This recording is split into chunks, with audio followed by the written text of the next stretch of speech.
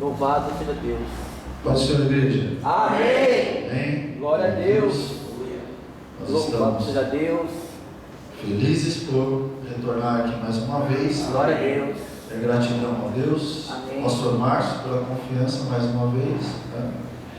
E é sempre um prazer poder estar servindo ao Reino. Né? Independente de denominação, de igreja. É sempre bom prestar o nosso serviço, a nossa gratidão a Deus. Glória a Deus. Eu quero ser grato ao Senhor por esta oportunidade, esse encerramento de campanha. Tenho certeza que Deus já fez grandes coisas aqui, já usou a vida de cada um que esteve para ele de uma forma especial.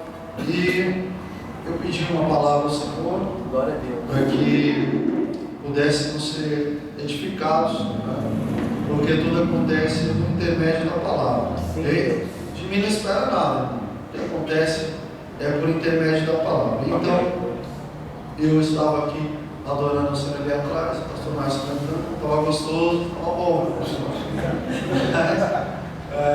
Agora nós vamos ouvir a palavra. Quer dizer assim que é a melhor parte, irmãos. Aí a gente despreza tudo que foi feito bem, toda oferta, tudo que é apresentado ao Senhor é o que nós temos de melhor. Oferta é a melhor parte, louvor é a melhor parte, a palavra também é a melhor parte. Glória a Deus. O pastor Márcio falando sobre a obra, o crescimento da obra, diz que oferta sempre vai ser um desafio, pastor? Não tem jeito.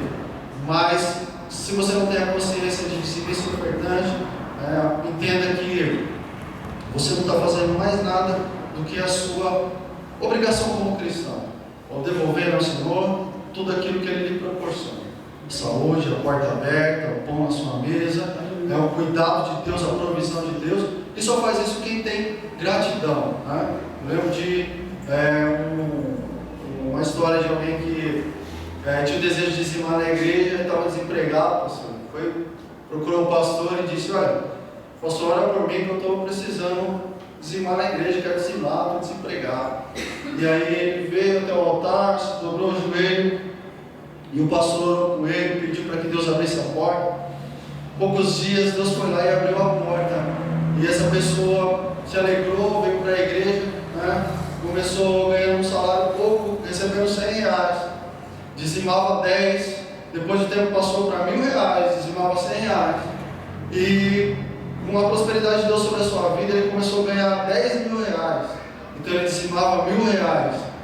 E um dia ele chegou ao pastor dele, aí passou a pessoa que era para agradecer, ele disse: olha, pastor, eu estou ganhando R$10.000 e acho que R$1.000 é muito de dízimo na igreja. E aí o pastor olhou para ele, pensou bem, como um homem sábio, e disse: então vamos fazer o seguinte, nós vamos dobrar o joelho no mesmo altar e vamos pedir para Deus reduzir o seu salário para R$100 de novo. Então, precisamos ter consciência, irmão, daquilo que a gente espera de Deus, daquilo que a gente faz para Deus. Okay? Glória a Deus. Vamos à palavra de Deus. Nós estamos aí na campanha de Efraim. Sei que os pregadores que passaram por aqui já falaram bastante de José. E eu não vou usar o contexto de José. Vou falar, mas não vou usar o contexto para não ser repetitivo. Para saber de toda a história. Eu quero usar o texto que está no Evangelho de Mateus, no capítulo de número 19. Nós vamos ler um versículo no capítulo 19 e também um versículo no capítulo 20. É onde Deus me instruiu. Eu não vou fugir da temática da campanha, ok? Glória a Deus. Aleluia. Mateus capítulo 19, nós vamos ler o verso de número 27. Louvado seja Deus. Todos encontraram? Amém. Amém? Evangelho segundo escreveu Mateus, capítulo 19, verso de número 27, diz assim, Então Pedro, tomando a palavra, disse: eis que nós deixamos tudo e te seguimos, e o que receberemos? O verso, capítulo de número 20, o verso de número 15, diz assim, ou não me é lícito fazer o que quiser do que é meu? Ou é mau o teu olho porque eu sou bom? Assim, os últimos serão os primeiros, e os primeiros os últimos, porque muitos são chamados, mas poucos escolhidos. Amém? Glória a Deus. Glória a Deus. Irmãos, é bem interessante dizer que esse capítulo que nós lemos do Evangelho de Mateus, Jesus ele está dando algumas instruções aos seus discípulos e todos aqueles que se aproximavam para ouvir os seus ensinamentos e ouvir a sua mensagem. E Jesus ele vai de uma forma muito competente instruir os seus discípulos a respeito do divórcio, a qual ele havia sido indagado. Não só era uma dúvida que os fariseus, os saduceus e todos os religiosos tinham, mas o fato é que Jesus ele sempre tinha resposta para tudo. Agradasse a não, quem quer que fosse, Jesus ele sempre tinha a resposta certa. Então Jesus ele vai instruir os seus discípulos e por parábolas, era uma forma que Jesus usava para que pessoas mais simples pudessem entender a temática das suas mensagens. Você vai ver Jesus usando parábolas nos evangelhos, justamente usando, por exemplo, a questão do campo, a questão das sementes, a questão da colheita, porque era uma forma que os judeus entendiam muito bem, já que a sua raiz como hebreus eram de camponeses, de pessoas que cuidavam do campo, que trabalhavam com pasto, cuidavam de animais. Então Jesus, por vezes, usava as parábolas para poder instruir o seu povo de uma forma mais próxima, né? Os sábios e até os religiosos muitas vezes não entendiam as mensagens de Cristo, e era de propósito, porque Jesus mesmo disse: olha, bem-aventurado vocês que ouvem e entendem a minha mensagem. Então Jesus ele vai falar a respeito dos valores eternos, dos valores celestiais. Então ele vai apresentar a parábola do jovem rico, falando a respeito justamente dos valores celestiais. Entenda que quando Jesus ele vai falar a respeito do reino, quando Jesus ele vem a essa terra e vai falar a respeito do reino, sua mensagem não ficou muito bem aceita, não foi muito clara, porque falava de valores que os homens não estavam acostumados. Não falava de valores terrenos, como dinheiro, não falava a respeito das riquezas terrenas, bem diferente do evangelho que nós ouvimos se pregar hoje nos meios de comunicação. A mensagem de Cristo falava de valores celestiais, totalmente o avesso daquilo que as pessoas acreditavam como valores terrenos. Então por isso ele vai continuar instruindo os seus discípulos, mas quando Jesus ele faz uma proposta do reino, dizendo que ele era o Messias, que ele era o Salvador, e que o reino que ele veio pregar não era dessa terra, mas era o reino celestial, muitos não aceitaram sua mensagem, muitos não quiseram, não se interessavam pelo reino proposto. Somente quando Jesus ele começa a realizar os seus sinais, prodígios e maravilhas, então Jesus ele começa a ganhar adeptos para aqueles que se candidatavam ao reino. E na escolha daqueles que estavam mais próximos dele, como seus discípulos mais próximos, como Mateus e como os outros discípulos que Jesus foi chamando já no início do seu ministério, é interessante dizer que o texto que nós lemos, Jesus, quando ele vai falar a respeito dos valores celestiais, aquele jovem rico, dizendo que nem a sua tradição toda, segundo a lei, e nem o seu dinheiro condicionava a herdar as mansões celestiais, ouvindo toda a dificuldade que Jesus apresentava no que é concernente ao reino celestial, e quando o jovem ele se afasta de Jesus e vai embora, porque não quis abrir mão da sua avareza e dos bens que ele conquistou em vida, então os discípulos começam a questionar entre eles, dizendo: mas esse reino então é difícil de ser tomado, porque é mais fácil, então, se o rico não tem condição de entrar no reino celestial, e Jesus disse: olha, é mais fácil o camelo passar pelo buraco de uma agulha do que o rico entrar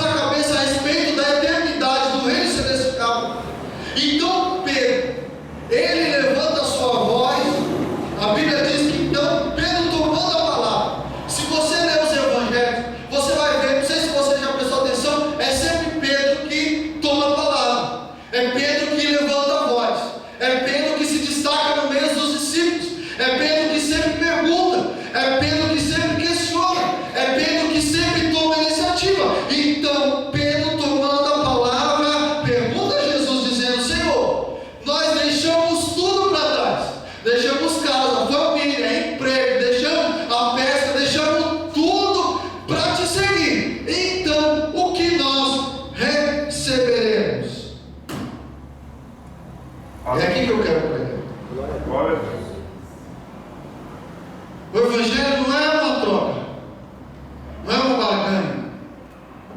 Se alguém espera receber algo muito sublime, além das suas expectativas, e está aqui por conta disso, talvez você se decepcione.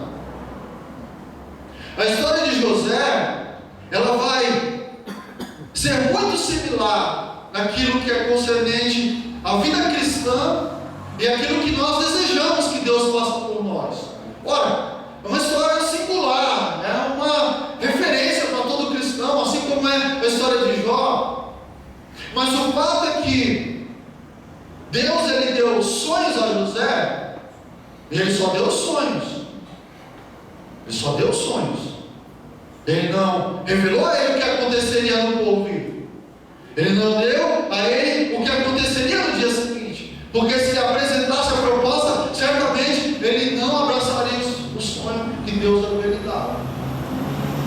Então, quando Pedro ele faz essa pergunta, ele traz a sua verdade, a sua realidade do campo terreno, e ainda não havia se desligado dele, para dimensionar o que é eternidade, o que é igreja, e por que estamos aqui dizendo que somos servos, fazemos parte do corpo de Cristo.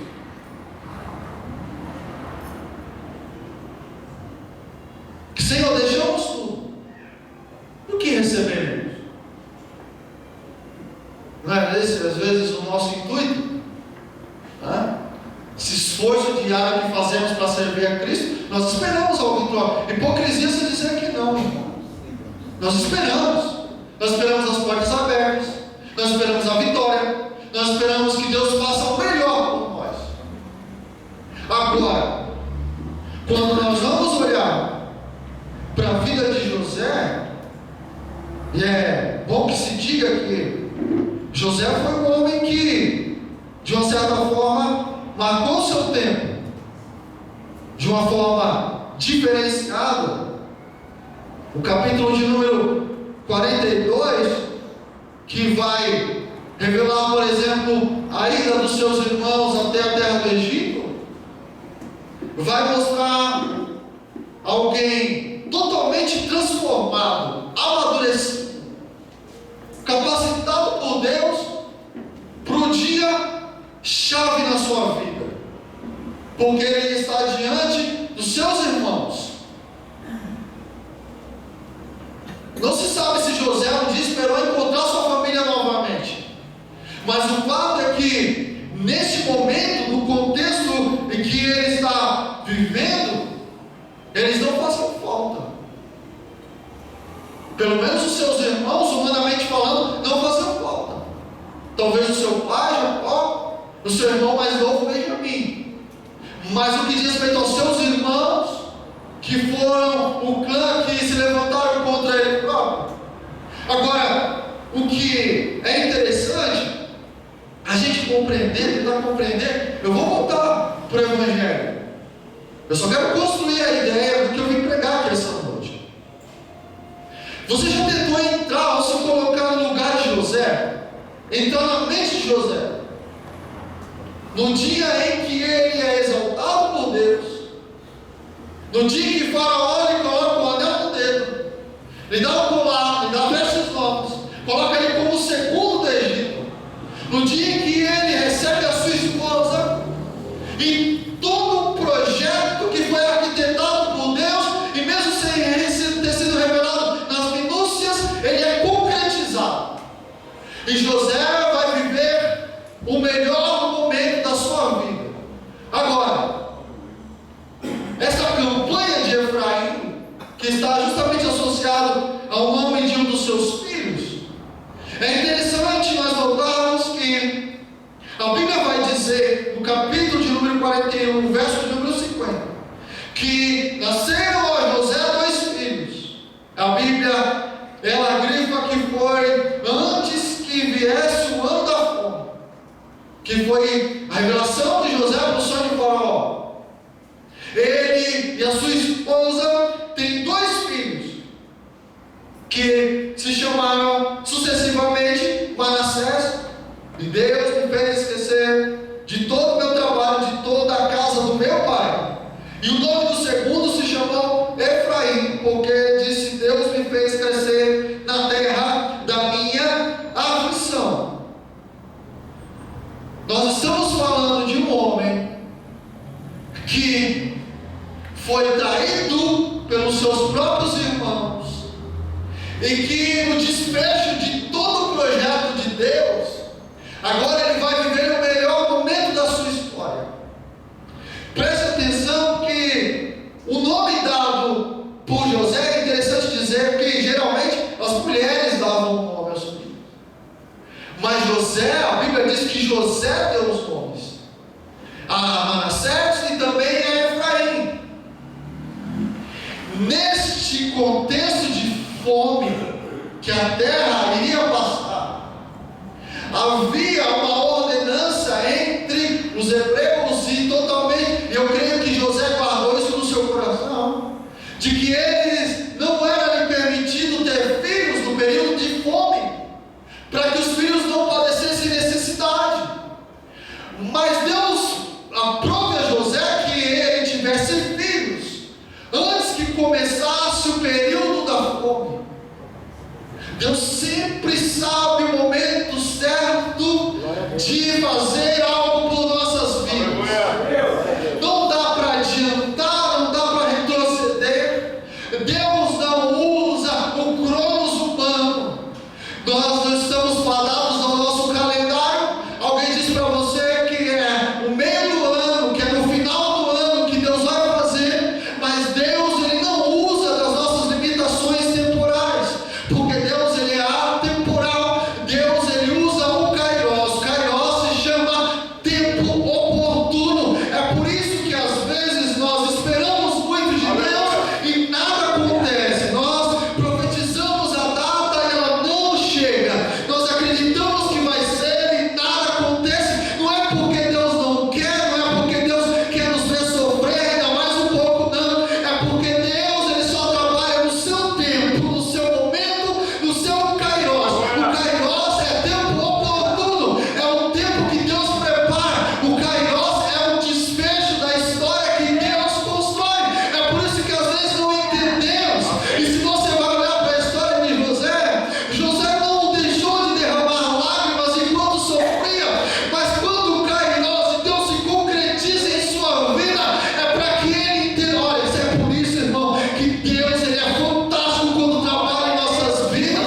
Ele vai criando caminhos, ele vai nos levando a certos lugares, e a gente pergunta: Senhor, não é por aqui, não é desse jeito, não é dessa maneira. É como se Deus dissesse: fica quieto, fica no seu canto, porque eu ainda sou Deus soberano sobre a sua vida.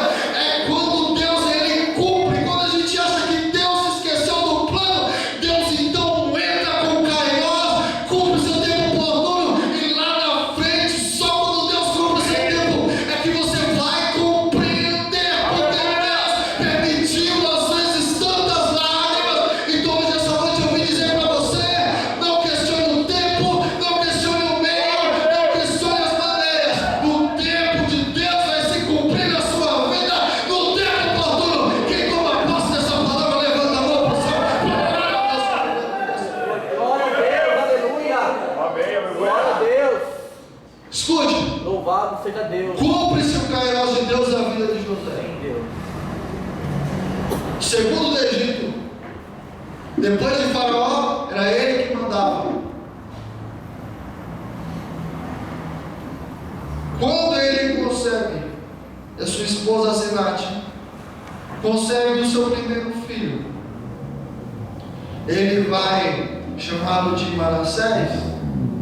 E é bom que se diga que a escolha dos nomes dos filhos sempre estava condicionada ao contexto em que eles estavam vivendo. Não era como a gente que escolhe, né? Vai para a internet, pesquisa, põe o nome do pai, nome da tia, pergunta para os amigos da empresa. Não é assim. Todo nome dado tinha a ver com o contexto, tinha a ver com o momento, tinha a ver com a história, não só da família, mas do próprio contexto da sociedade em que eles viviam. Então, José, ele vai dar o nome de Manassés, dizendo: olha, Deus me fez esquecer de todo o meu trabalho.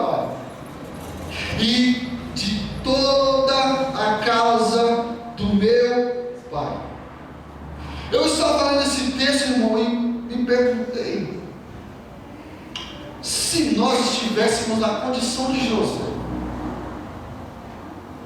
Porque ele escolheu os nomes segundo o momento em que ele estava vivendo. Eu me perguntei, será que se nós estivéssemos na condição de José, irmão, nós teríamos tamanha sobriedade, tamanho amadurecimento, tamanha convicção do agir de Deus em nossas vidas, para esquecer, ou pelo menos não tentar se lembrar mais de tantos traumas, de tantos danos causados principalmente por pessoas que lhe professavam um certo sentimento, como seus próprios irmãos? Porque não seria tão simples assim, irmão, você dar continuidade à sua vida depois de ter sido traído, de ter sido apunhalado, de ter sido enganado por pessoas em quem você depositou a sua total confiança. Eu não sei você, irmão, porque tem gente que não tem sangue de barata, não é, pastor? Você deposita a confiança em alguém. Nós estamos falando de irmãos, de um convívio de família, e quando falamos de família, falamos de lar, e sempre que falamos de lar, nós estamos falando de um lugar onde supostamente se apresenta entrega, se apresenta amor, onde há um amor mútuo, onde há cooperação, onde há incentivo pessoal, onde os pais devem amar e respeitar os seus filhos, os irmãos devem viver em comunhão. Mas no caso de José, nós temos um grupo de irmãos que resolveu virar as costas para ele, traí-lo, enganá-lo, persuadi-lo, e ele vai dar um nome ao seu filho de Manassés, dizendo: e Deus me fez esquecer. Eu olho para mim, você olha para você. Quando a gente fala de memória, pastor, a gente está falando de uma área do nosso corpo que tem diversos dispositivos e trabalha lá no subconsciente e vai pensando, vai buscando tudo aquilo que nós precisamos lembrar. Quando nós estamos falando de memória, nós estamos falando daquilo que o cérebro é capaz de trazer à tona quando nós precisamos. Eu quero lembrar de algo, então o dispositivo no meu cérebro, ele vai buscar algo de minutos, de horas, de dias, de meses, até anos, se eu precisar lembrar. Agora, José, ele diz, colocando o nome do seu filho, que ele havia esquecido de todo o seu trabalho e da casa do seu pai. Eu tenho memória boa, irmão. O Selma Arroio, minha esposa, fica com raiva. Eu conheço todo mundo, eu lembro de todo mundo. Amigo de escola, amigo de infância, entendeu? Cara que eu já votei, essa a gente tem que lembrar, né? E um monte de gente que a gente conhece. Já para outras coisas eu não lembro tanto. Eu ando cheio de papel no bolso, irmão, porque é muita informação, você tem que sair marcando, entendeu? Tem gente que põe fita no dedo para poder lembrar do que precisa, né? Marca no celular, põe o celular para poder apitar na hora que tem que lembrar de alguma coisa.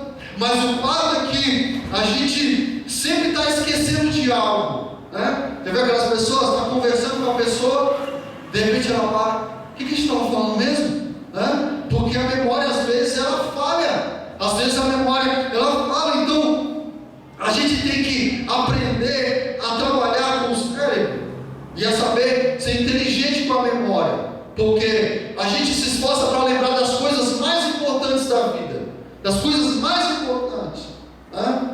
E tem coisa que sem a gente querer fica gravado, né? Você escuta a primeira música do dia, né? Ainda se for uma música secular, uma música tribulada, perturbada, ela fica martelando na sua mente. Por mais que você se esforce para apagar da memória, né? Parece que a mente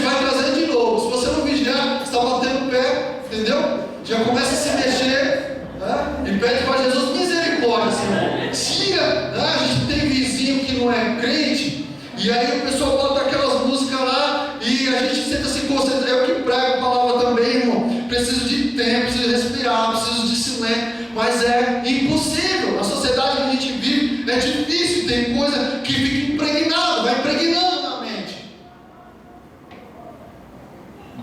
Mas tem horas que a nossa memória ela precisa de uma limpeza, entendeu? A gente guarda muita coisa na memória, né? A gente tenta se lembrar das coisas mais importantes. Mulher é que tem memória boa, irmão. Porque quando chega a data importante, data de casamento, né? Tem mulher, pastor, que lembra da data do primeiro encontro. Hoje faz 5 anos e 6 meses do nosso primeiro encontro, né? Lembra da roupa que você estava, do jeito que você foi, a frase que você falou, né? Dia de aniversário da esposa, aniversário do esposo, aniversário de casamento é uma briga, irmão, né? Você precisa ter grifado, já deixa tudo marcado para não dar problema em casa depois, né? Então, memória, a gente precisa entender que a gente tem horas que vale a pena se lembrar de certas coisas, e vale a pena também esquecer de algumas delas. Não dá para guardar tudo na memória. Agora, se imagina só, eu fico imaginando, você acha que José, irmão, ele esqueceu realmente do que seus irmãos fizeram por ele? Do que seus irmãos fizeram por ele? Você acha que não teve dias em que José, sozinho, seja na cela, seja onde for, ele não se lembrou daquilo que os seus irmãos fizeram? É uma hipocrisia, sabe por quê? A nossa mente tem uma capacidade muito grande de se lembrar daquilo que é ruim, das coisas que nos trouxeram mal, de algo que alguém nos fez no passado, de algo onde alguém que nos causou algum dano, que nos prejudicou, alguém que te deu calote, alguém que mentiu para você, alguém que te traiu, alguém que disse que ia estender a mão na hora que você precisava e não te ajudou. Essas coisas a gente vai guardando aqui, ó, na mente, no coração. Parece que tem um arquivo, a gente chama de arquivo morto, mas é só mencionar o nome de alguém, é só você lembrar da pessoa, é só ela passar na sua frente que logo a nossa memória pisa na hora e traz à tona novamente todo o sentimento que você, como cristão, que diz que perdoa, e quando se lembra, a ira bate na porta do seu coração e você tem que pedir misericórdia a Deus. Pedro disse a Jesus: Senhor, quantas vezes eu perdoar? 7, porque os judeus perdoavam só 4 vezes no máximo, depois cada um que se vire. Jesus disse 7 não, mas 70 vezes 7.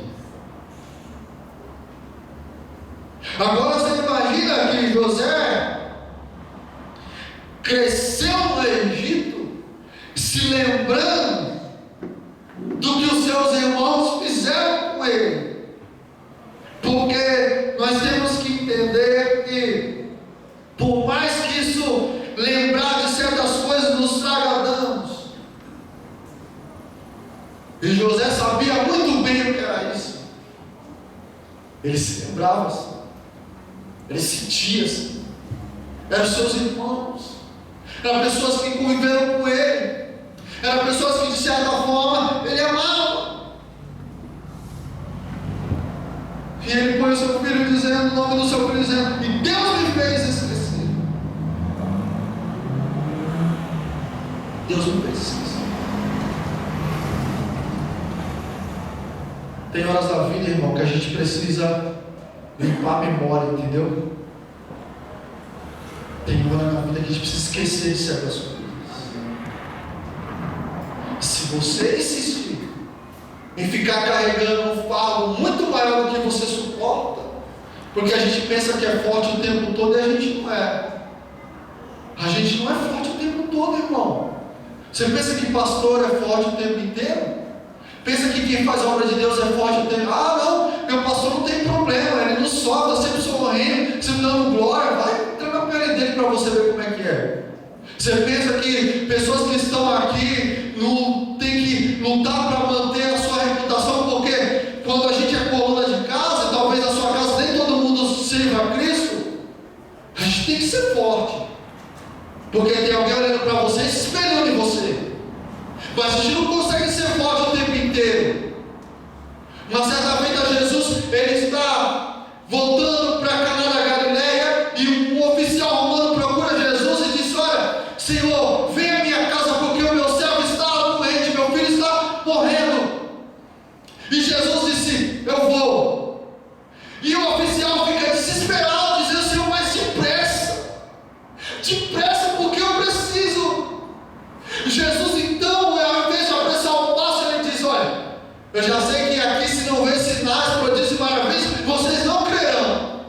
E ele disse ao oficial: então é o seguinte, vai, porque o teu filho está curado. Glória a Deus.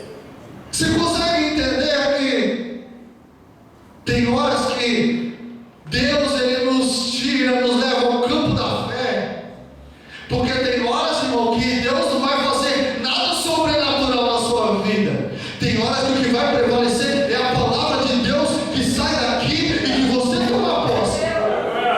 E tem horas que Deus nos coloca pressado, porque aí é uma decisão: ou você acredita na palavra que Jesus disse, ou você vai para casa tentando, continuando ser forte, querendo ser forte, para não desabar diante das lutas que você enfrenta. Era como se Jesus dissesse para ele: olha, ou você acredita na minha palavra, ou você tem uma posse daquilo que eu estou dizendo, porque eu não vou fazer sinal para te agradar, eu não vou mandar anjo, não vou fazer milagre, eu vou enviar a minha palavra. A minha palavra é suficiente. Jesus estava dizendo a ele: para de ser forte o tempo inteiro, para de tentar levar tudo no peito, eu quero dividir o fardo com você. Essa noite Jesus está aqui pelo seu Espírito, dizendo para você: divide o fardo, abre mão desse jugo, deixa Deus te ajudar a resolver essa luta na sua vida. Quando você acredita nessa verdade, levanta a mão para adorar a Deus poderoso. Glória a Deus. Glória. Ora, José foi forte, irmão, Sim. o tempo inteiro. Você acha que ele não se lembrava? Mas no dia que os seus irmãos descem ao Egito, e quando ele vai conhecer quem está vindo de Canaã para comprar alimento, a Bíblia diz que então ele está de pé diante dos seus irmãos, e ele se curva, e José, ele se retira para chorar. Depois ele volta novamente e começa a dialogar com eles e não resiste. Aí ele chora. A Bíblia diz que José chora tão alto que todo o Egito ouviu, porque ele reconheceu os seus irmãos naquele momento. Escute, os seus irmãos eram homens cruéis, vingativos, vaidosos, avarentos, mentirosos, preguiçosos, arrogantes. Não conseguiram aceitar a ideia de que Jacó fez uma túnica diferente para o seu filho José.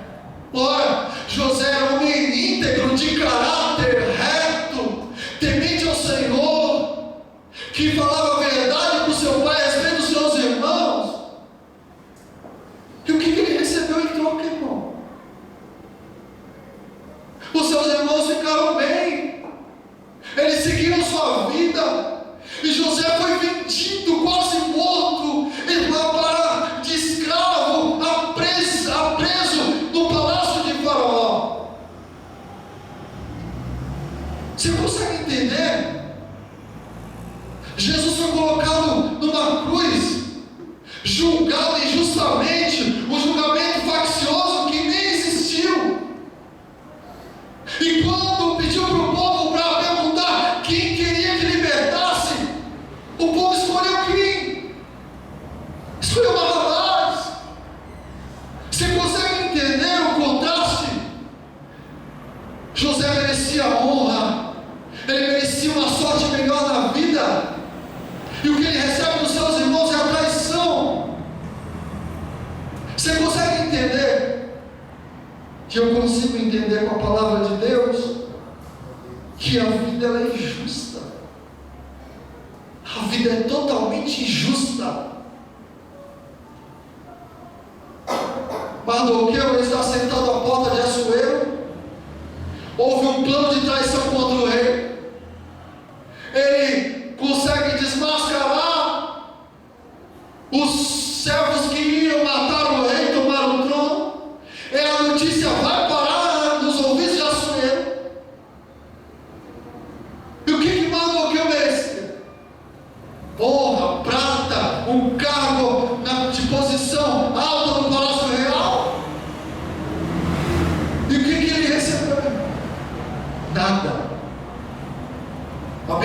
que Assuero exaltou? Amã. Homem ímpio, né? Crente, não temia a Deus, doido para matar os judeus. Já reparou como a vida consegue ser injusta? Alguém acredita que é só de fazer tudo certinho, entendeu? Trabalha, que a sorte vai sorrir para você. Eu trabalhei numa empresa, e a empresa, ela oferecia vários cursos, e eu não era doido para fazer um curso. Naquela época, fazia poucos anos que eu tinha aceitado a Cristo, e eu servindo a Deus fielmente, buscando ser apóstolo. Sabe como é que é? Eu quero 80% da empresa fez um curso, irmão. Os caras mais ímpios, mais profanos, eles fizeram um curso sem nenhum desejo de crescer na empresa. Gastaram todo o dinheiro que foi disponível, porque tinha viagem, tinha hotel, tinha tudo, pastor. O cara foi lá, gastou com bebida, gastou com um punhado de coisa. Você já parou para pensar que às vezes na empresa que você trabalha, quando abre a vontade de uma promoção e você diz: Senhor, eis-me aqui, sou teu servo. Porque se alguém, aparentemente alguém que merece, sou eu e você, irmão, que serve a Deus, não é? Glória a Deus. Mas você já reparou que o lugar que podia estar reservado para você, vai um ímpio lá, irmão, descrente, mentiroso, que engana a própria empresa, e a vaga é dada para ele. Você diz: Senhor, eu estou fazendo tudo certo, estou orando, estou consagrando, estou buscando, estou me dedicando, estou dizimando, porque a vida é injusta, irmão.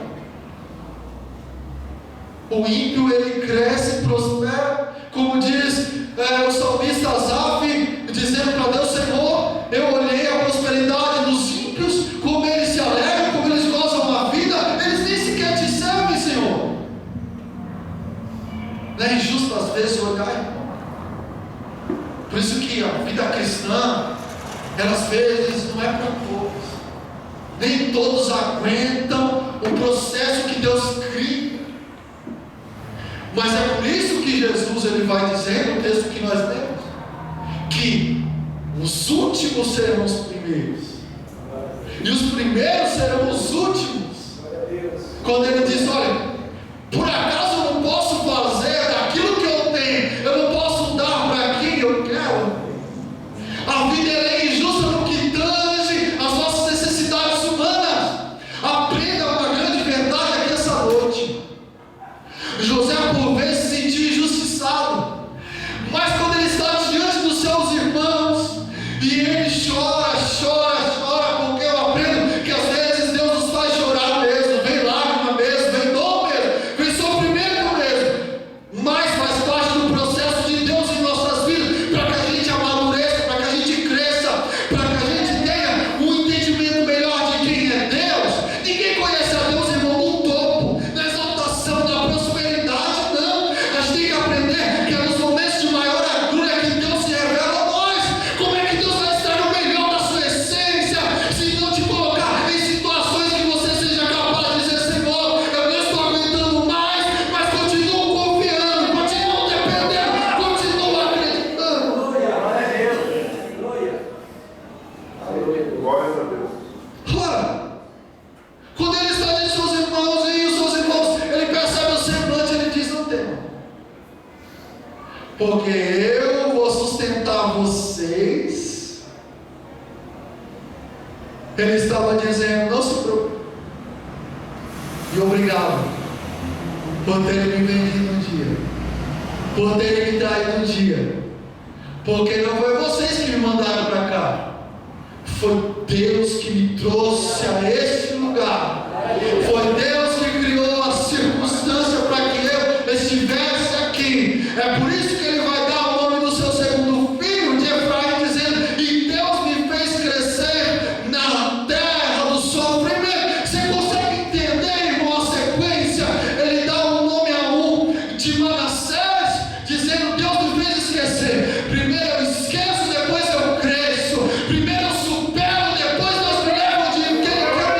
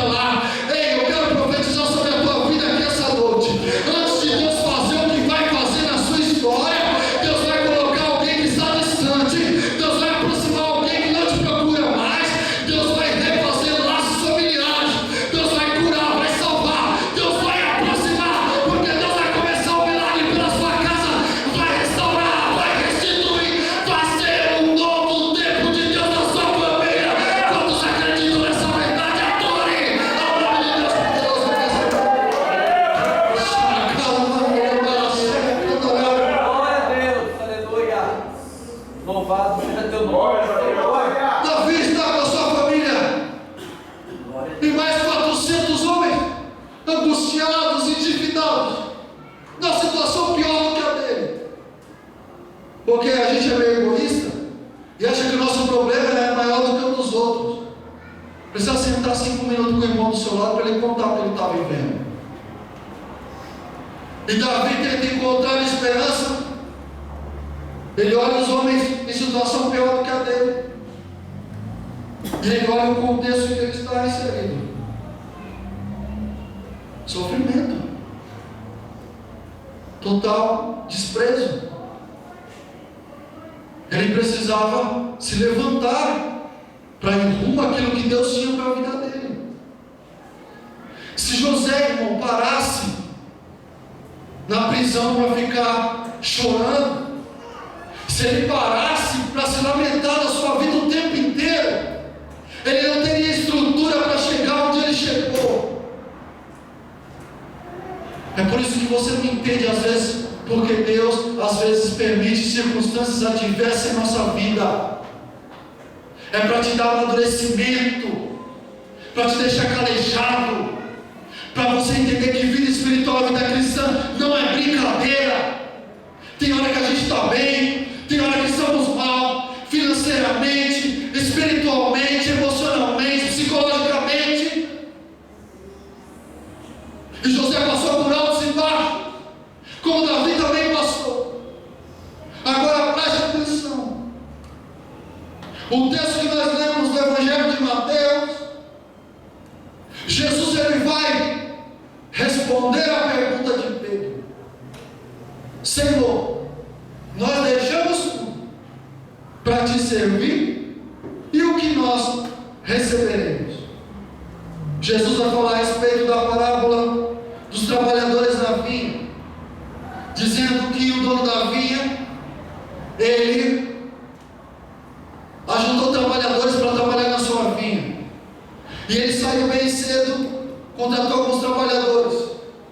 Depois ele saiu à tarde, resolveu contratar outros, e já no final do dia ele resolveu contratar alguns. Os trabalhadores que estavam trabalhando acharam estranho. Olha, vim trabalhar 5 horas da manhã, o outro veio ao meio-dia, e chegaram agora esses aí, 6 horas da tarde.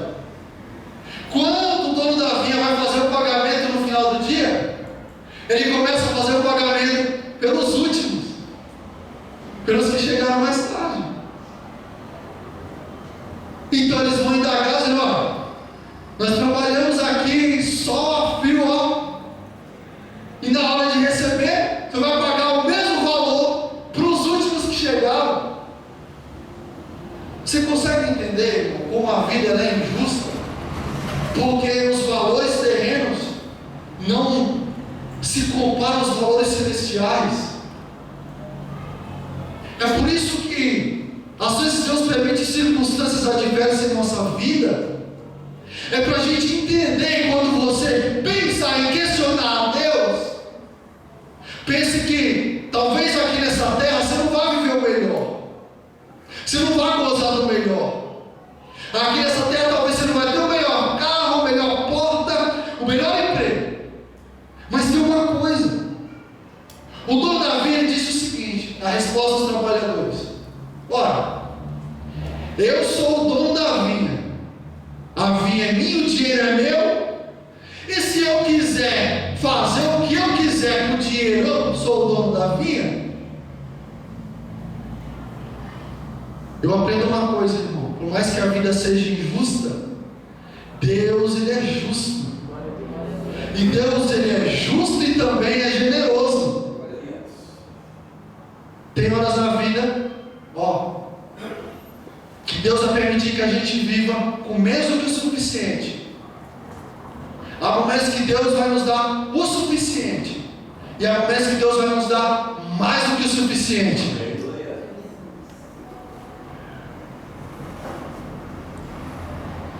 Primeiro, José esqueceu, e depois, mesmo observando o contexto da sua vida, ele seguiu em frente. Davi, na caverna de Adulão, olhou o contexto, porque tem gente que reclama demais e diz: Senhor, o que eu tenho não dá, o que eu ganho não dá. As minhas possibilidades são poucas. Mas tem uma coisa na vida de todo ser humano que se chama capacidade de resiliência, que é você observar o contexto, a condição que você vive e se adaptar a ela e entender e apresentar os recursos que você tem e acreditar que esses recursos são suficientes para a sua vida mudada, maquinada, para mudar o quadro. Quando Davi olhou para o contexto e viu os homens endividados, viu uma família desestruturada, mas ele se lembrou da promessa, se lembrou do túmulo e se lembrou que Deus não havia esquecido dele naquela caverna. Eu quero dizer para você que veio aqui essa noite, que não importa a sua condição financeira hoje, não importa o momento que você está vivendo hoje, não importa as possibilidades que você tem hoje, o que importa é que você acredite que o Deus que você serve, Ele pode usar o recurso que você tem para Ele mudar, para te levantar, para Ele abrir uma porta de excelência, para Ele mudar esse quadro na sua vida. Deus não depende do recurso humano, Deus ele depende de alguém que acredita, que profetiza, que diz: Senhor, aconteça o que acontecer, eu continuo acreditando que o Senhor me fará crescer. Deus vai te levantar, Deus vai abrir a porta, Deus vai fazer o impossível com o recurso que você tem na mão. Apresente ao Senhor essa noite as suas possibilidades e Deus vai criar circunstâncias sobrenaturais sobre a sua vida. Quem acredita nessa palavra? Quem recebe essa palavra? Se você tomar posse dessa palavra, aplauda o Senhor aqui essa noite, porque Ele vai mudar.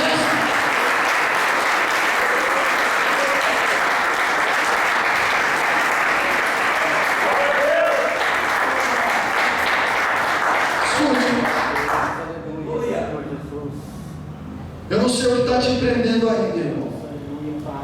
Não sei quais são seus temores, suas barreiras. Eu não sei se algo te prende em meio aos seus sentimentos. Mas hoje é uma noite de Deus. Dá um reset aí na sua memória, entendeu? Limpar, irmão, o que te impede, porque esse sentimento que você guarda aí não te deixa avançar.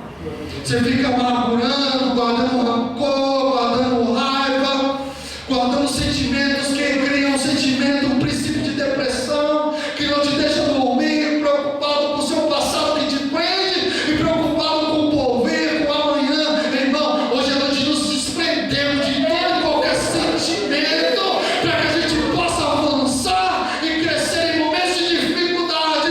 Deus, essa noite Ele está limpando o seu coração, está limpando o seu sentimento. Essa noite o inferno pode se levantar em demanda contra a sua vida, mas Deus está te tomando pela mão e dizendo para você: você é muito melhor do que isso, você está acima da média, você vai alcançar lugares inimagináveis aqui essa noite. Deus está te levando a um patamar superior. Deus vai te tirar da mediocridade, Deus vai romper laços com pessoas que já não sonham mais, Deus vai te separar de pessoas que deixaram de acreditar para te levar a viver um plano sublime nessa terra. Hoje à noite Deus está te fazendo crescer na terra do sofrimento. Quem toma posse dessa palavra, adora o Senhor com forma gloriosa.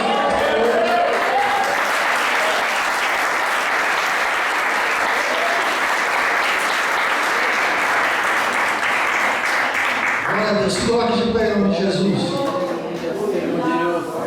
Glória a Deus. Guarda o teu nome. Vira assim para a pessoa que está ao seu lado e diz assim para ela: e aí? Está disposto a esquecer?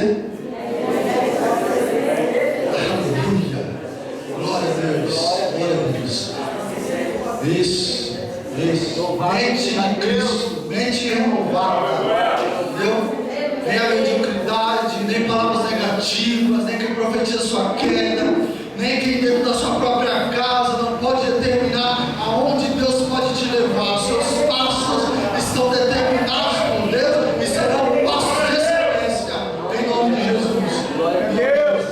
Vamos orar. Eu quero orar pela sua vida aqui essa noite. Para você que recebeu na sua palestra a palavra. Se você quiser ficar no seu lugar, se você quiser vir aqui à frente, fique à vontade. Nós vamos orar e adorar o Senhor com tudo que nós temos. Quer convidar, pastor, dá para louvar? Isso. Vamos orar, irmão. Vamos adorar. O Senhor está aqui pelo seu Espírito. O Senhor está aqui. O Senhor Aleluia, está Deus. realizando algo sobrenatural neste lugar. Glória a Deus. Glória a Deus. Glória a Deus. Isso, vamos Louvado seja adorar. Deus. Vamos glorificar o Senhor. Sim, Deus. Feche seus olhos aí para sentir a presença dEle. Porque o Senhor, enquanto oramos aqui, o Senhor está promovendo algo poderoso no nosso meio. Isso é Glória, porque glória a Deus. culto não é um lugar de espectador.